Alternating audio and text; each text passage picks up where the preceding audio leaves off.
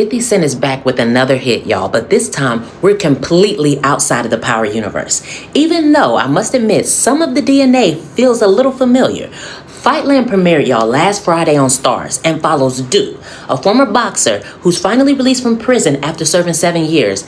Now he's back with one mission, y'all: revenge against the Marshall family that set him up and stole the last 7 years of his life. Fair exchange, nothing too crazy if you ask me. But now, here's where it gets messy, okay?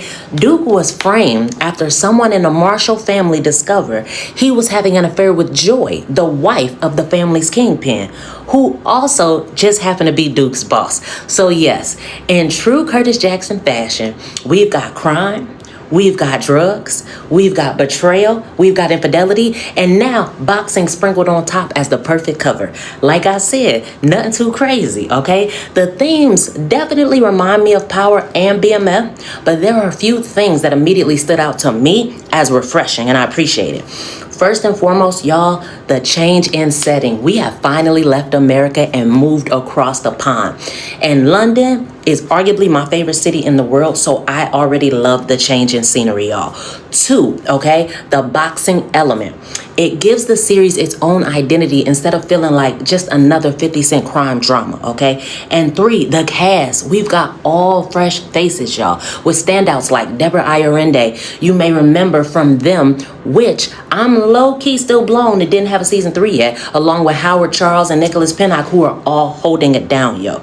I'm also curious to see whether 50 expands Fightland into its own universe in the same way he did with Power, because in my opinion, it definitely has that kind of potential. So y'all, after episode 1, I already have a couple questions. First and foremost, will Duke and Joy rekindle their affair now that he's back? 2, is Duke actually the father of Joy's son? And I know I'm not the only one suspecting that. And 3, how long is it gonna take the Marshall family to realize Duke is methodically dismantling their entire drug empire and is probably planning to kill the family patriarch when it's all over? Either way, y'all, I am fully locked in. Episode 2 drops this weekend, okay? And if episode 1 is any indication, I think 50 might have another hit on his hands. If you've already watched Fightland, let me know your thoughts in the comments because I need to discuss these theories immediately.